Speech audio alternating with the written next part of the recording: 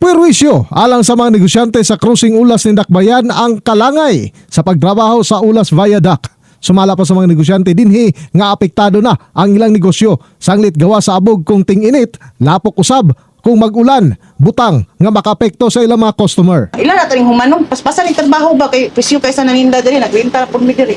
Apektado din. Apektado kay 100% apektado kay mi diri mga renters. Unta dapat paspaso ng trabaho kay dugay-dugay na ni ba?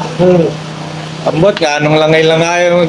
Tuig 2021 hang isugdan among proyekto kung asa gibutyag sa Department of Public Works and Highways Region 11 ang rason kung anong nalangay kini. Ang kanang Ulas Viaduct, that has been, walay pondo na niabot sa Ulas Viaduct for the past 2 years.